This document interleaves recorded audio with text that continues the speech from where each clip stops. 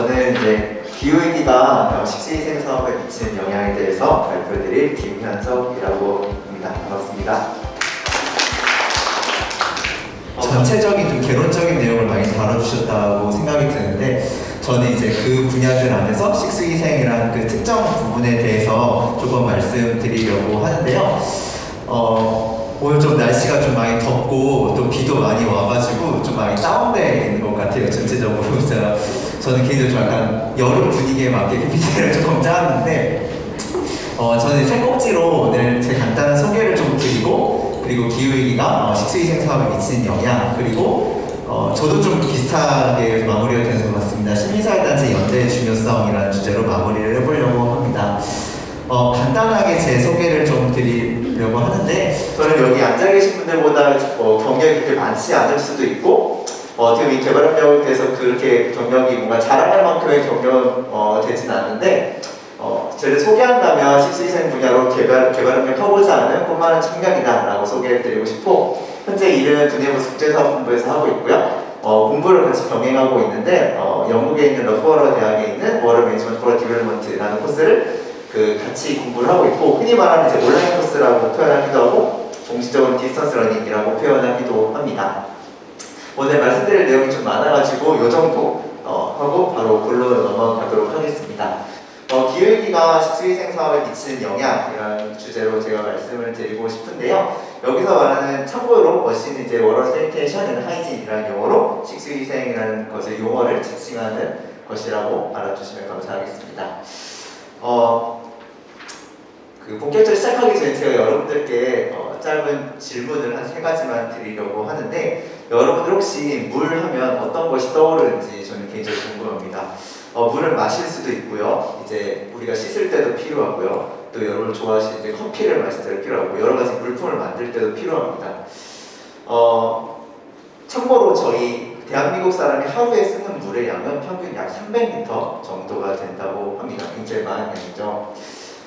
그러면 제가 여러분 두 번째 질문을 좀 드리려고 합니다. 제가 사실 소품으로 제 책상에 있는 물통을 같이 들고 나왔었는데 제가 깜빡하고 그냥 몸만 나왔어요. 그냥 설명드리도록 할게요. 여러분에게 질문 드리고 싶은 게, 물은 공짜일까? 라는 질문입니다. 예를 들면 한 500ml 물통이 제 앞에 있다고 가정을 해봅시다. 그러면 그것을 가격을 매기면 얼마 될까요? 라고 이렇게 질문을 던지면 사람들이 이제 머리를 굴리기 시작합니다. 이제 편의점에 보통 요즘에 물 한 통이 작은 걸로 한 700원 정도 평균 하는 것 같습니다. 그러면 뭐 한 500원에서 700원 하겠네? 라는 식으로 표현을 하게 될 텐데요. 제가 여기서 또 다음 질문을, 마지막 질문 좀 드리고자 하는데, 그러면 이 물은 공짜일까요? 라는 질문을 또 던지게 되면 사람들이 약간 혼란스러워하기 시작합니다.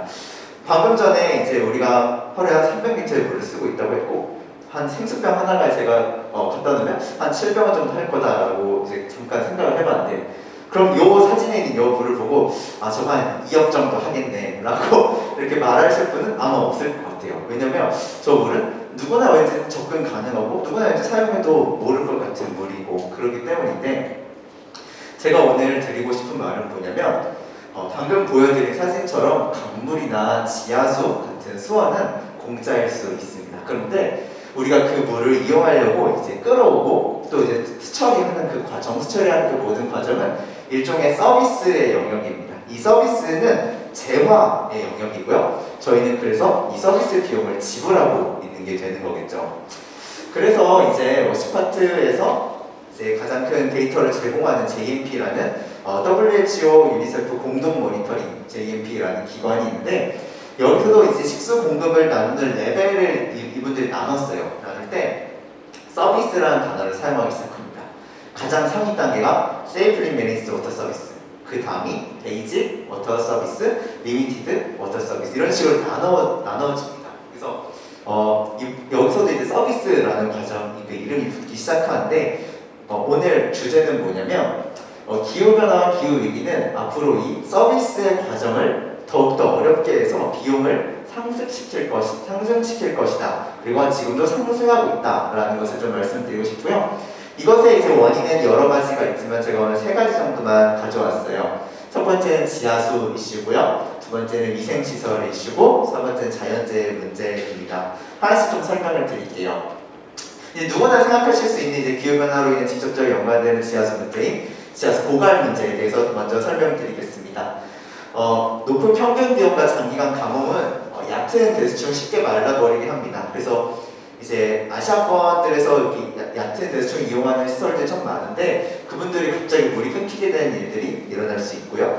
두 번째는 이제 우리가 해수면이 상승한다라고 하잖아요. 해수면이 상승하면서 발생하는 문제 중 하나가 지하수 밑으로 이제 지하수 쪽으로 해수가 침범하는 일이 일어나고 있습니다. 그래서 지하수가 염도가 올라가고 쉽게 말해서 짠물이 나오는 거죠.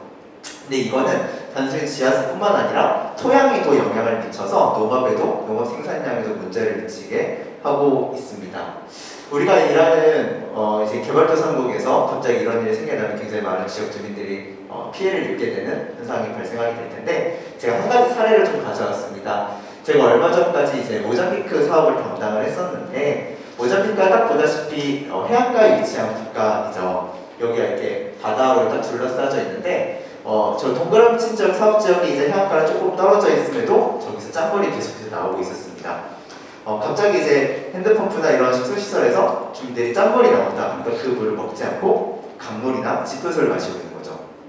그러니까 심지어는 강물이 더 깨끗하다라고 생각을 하고 마시는 것들 사례를 많이 봤는데 그래서 이거에 대한 해결책으로 저희는 이제 지하수 관정을 할 때 더 깊이 할 수밖에 없어요. 최대 150m 이상, 평균 100m 이상 깊이로 할 수밖에 없는데 이 관정 개발은 이 깊이에 따라 가격이 매겨집니다. 그래서 깊으면 깊게 팔수록 더 비싸지는데 그러니까 100m 밑으로 파다 보니까 늘 가격이 엄청 비싼 그런 현상이 나타났죠. 정리를 해보자면 이렇게 지하수의 양적, 질적인 문제 때문에 사업 시행 기간은 결국 더 깊은 대수층을 찾거나 아니면 다른 대안, 뭐 빗물이라든지 샘물이라든지 다른 워터소스를 찾아야 되는 거죠. 근데 이거 자체가 비용이 되게 증가하는 과정이고 우리 사업 예산은 한정적입니다. 근데 이 건축 컴포넌트 예산이 증가하게 되면 다른 뭐 교육이라든지 어떤 뭐 어드보커시라든지 그런 쪽의 예산은 없어지니까 자연스럽게 사업 컴포넌트는 축소하게 되는 현상이 발생하게 됩니다. 두 번째는 아까 말씀드린 위생시설 문제인데요. 기후위기와 화장실 문제는 연관이 잘 안 되실 수 있다고 생각이 됩니다.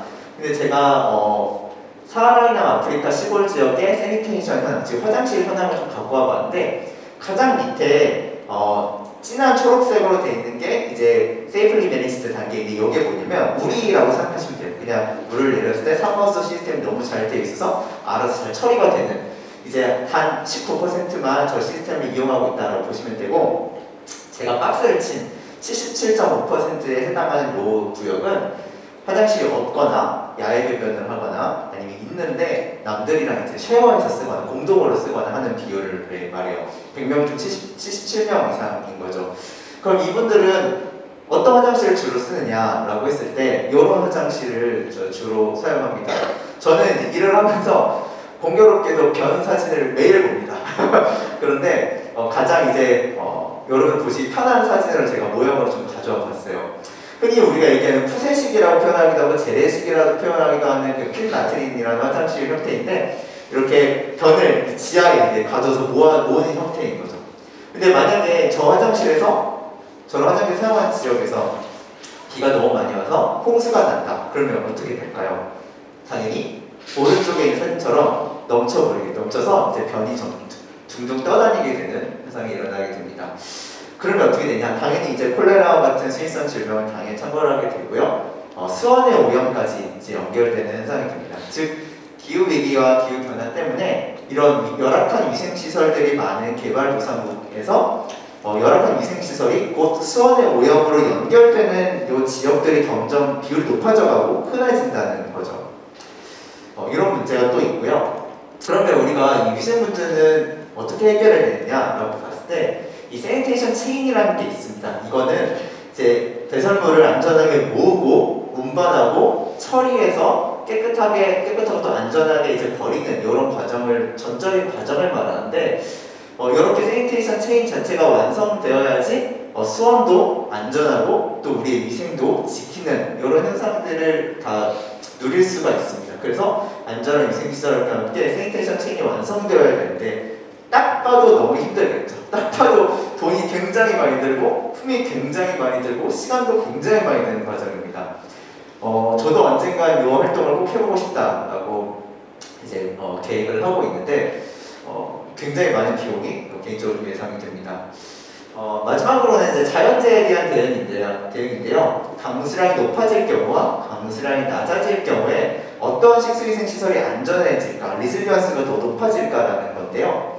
이제 물에 대해서는 이제 프로텍티드 웰, 이건 이제 말 그대로 깊은 관정시설, 깊은 지하수 관정을 한 시설이 가뭄 상황이나 홍수 상황에서 그나마 제일 안전하다라는 뜻인데 강수량이 높아질 경우 뭐 화장실은 모든 시설이 취약해진다고 하고요. 그리고 여러분들이 보신 빗물 집수 시설이나 생물을 이용한 시설이라는 전부 다 취약해집니다. 그렇게 취약한 시설들을 다 전부 다 저렇게 깊은 관정 시스템으로 변경한다라는 건 사실 현실적으로 불가능하고 그 비용도 굉장히 많이 들게 되겠죠. 근데 저는 이런 질문을 좀 하게 됐습니다. 여기서 지금 프로텍티드 웰이라는 게 딥 웰이라는 게 해결책이라고 했는데 과연 이게 해결책일까? 라는 생각을 했을 때 저번에 이제 우리가 사진으로도 굉장히 많이 본 흔히 모금 캠페인에 굉장히 많이 나오는 핸드펌프 사진인데 고장나서 방치된 상태입니다. 사하라이나 아프리카 시골 지역 중에서 약 3분의 1이 고장난 상태다, 3분의 1의 핸드펌프가 고장난 상태다라는 연구 결과가 있습니다.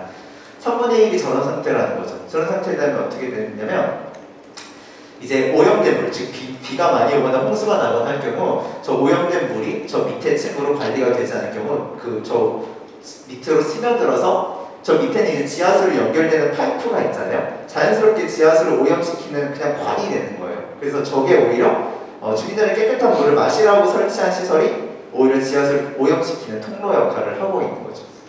그래서 이 기후위기 시대에 깨끗한 물을 공급하는 방법 자체가 굉장히 복잡하다라는 것을 설명드리고 싶습니다. 정리를 해보자면 기후변화로 인해 워터 서비스 비용은 상승할 것이다. 상승하고 있다.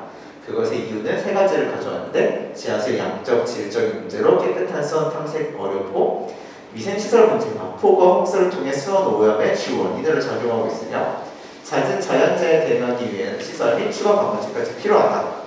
즉 이런 과정들 때문에 비용이 굉장히 상승하고 개개인의 노력도 굉장히 많이 필요하다라고 말씀드릴 수 있는데 마무리로 저는 시민사회단체의 연대의 중요성에 대해서 말씀드리고자 합니다. 이 문제를 해결하기 위해서 저는 연대가 중요하다고 생각을 하는데요.